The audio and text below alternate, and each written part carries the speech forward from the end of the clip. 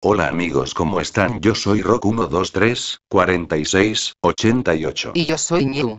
Y yo soy Chi. Bueno, pues yo hoy les voy a contar unas historias de terror. Aquí viene el primero. Tu primero, Ñu. Bueno, personas muertas. Tenía la edad 13 años cuando sucedió por primera vez. Era las 11:30 p.m. Tenía la costumbre de ir a comprar a esas horas, ya que por donde vivo las tiendas quedan abiertas hasta la 1 o 2 am. Días antes de ese eco había muerto un vecino mío que vivía al frente de casa. Él ya era de edad. Salí a comprar como casi todas las noches cuando sentí que alguien me seguía. Volté a ver y no había nada. Entonces sentí que alguien estaba detrás. Caminé más deprisa a casa, y cerca a ella lo vi a la persona que había muerto días antes. Él estaba con la ropa habitual de siempre. Entonces me quedé fría, no sabía qué hacer, me puse pálida, volteé a todos lados, me sentía aterrorizada. Cuando miré de nuevo ella no estaba. Entonces apresuré el paso a casa. Estaba a punto de ingresar cuando se me apareció de nuevo. Lo miré y no podía creerlo. Había oído hablar de personas que habían tenido un encuentro casi parecido con personas ya muertas, pero no lo creía hasta que me pasó a mí ese día. Entré a casa pálida y tartamudeaba. Mi familia me preguntó qué pasaba, les conté lo sucedido, se quedaron pasmados, aunque con las dudas de que será verdad o no. No sé qué pasó ese día, pero solo sé que desde entonces puedo ver a gente que muere o antes de que lo hagan. No es casi siempre, pero ya me sucedió varias veces. Al comienzo me daba miedo, aunque admito que aún siento terror. Hoy ya con 19 años aún me sigue pasando estas cosas. Créanme, esto es real, tendrías que vivirlo para saber lo que se siente. Buah. Bueno, sigues tu Rock 123 46 88. Bueno, aquí otro. Quiero contaros una cosa que sucedió en mi pueblo. Esta historia es verdad, al menos eso dicen, pero a mí me puso los pelos de punta al escucharla.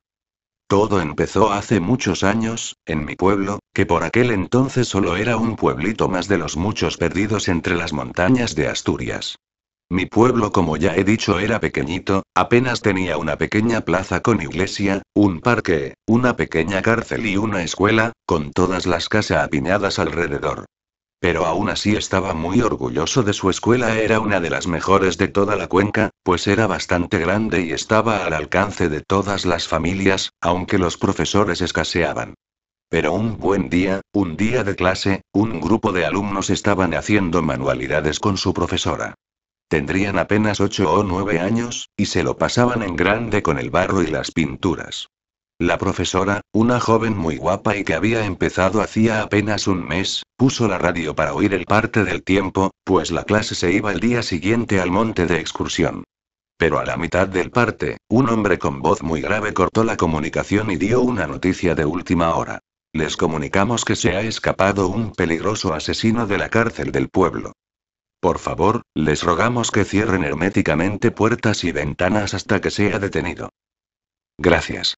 Los niños se asustaron mucho y con razón. La cárcel quedaba muy cerca de la escuela.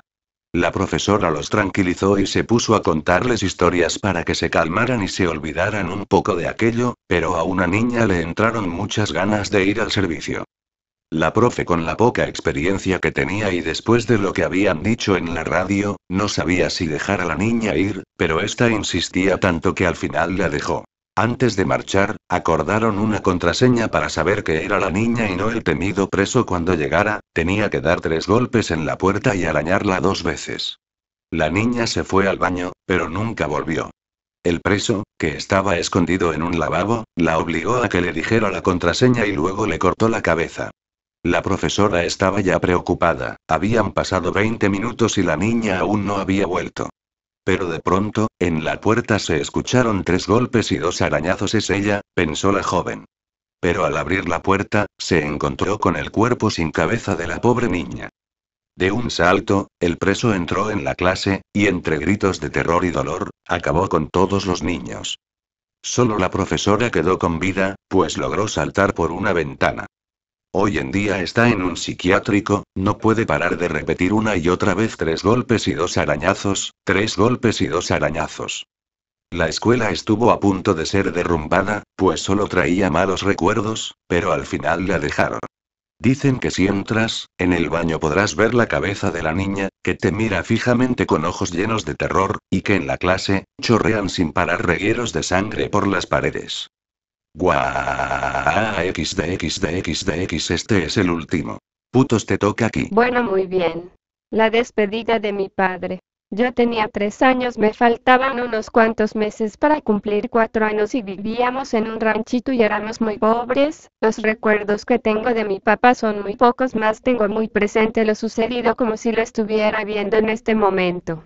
Era en el mes de mayo que mi papá se puso muy grave, más recuerdo que una mañana me desperté muy desesperada por ver a mi papá y desperté gritándole me levante, corrí por toda la casa y no lo encontraba por ninguna parte, sentía una necesidad por verlo, seguí buscando, cuando llegué al baño ya no estaba. Después mi tía llegó y nos dijo a mis 6 hermanos y a mí que se habían llevado a mi papá al doctor y que ella nos cuidaría. Después recuerdo que llegó mi abuela y le dijo a mi tía, ¿viste a esos niños de negro que van a velar a su padre?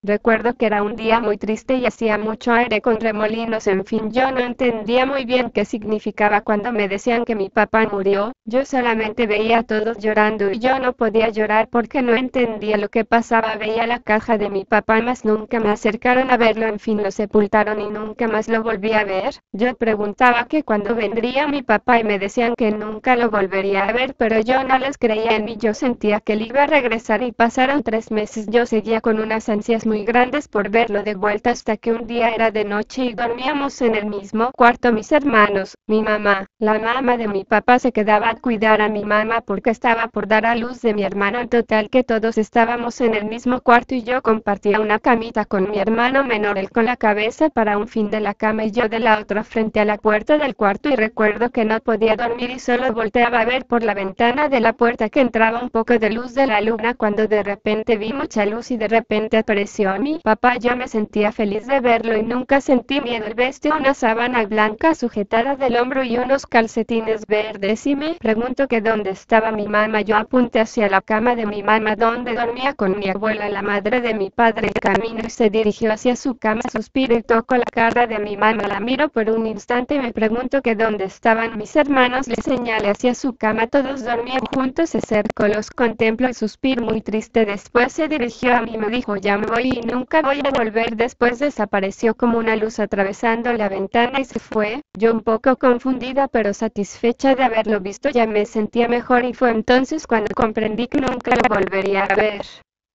Al siguiente día me desperté muy feliz y le dije a mi mamá que mi papá había venido a visitarnos y le conté cómo pasó todo. Después me preguntó si traía algo puesto y le contesté que traía una sábana blanca envuelta como Dios y unos calcetines verdes. Fue entonces cuando me creyó porque así fue como lo sepultaron desnudo, solo una sábana envuelta y sus calcetines verdes. Yo nunca había oído cómo fue sepultado y así mi mamá me creyó. Después hasta me pagaban otros niños para que les contara la aparición y despedida de mi padre.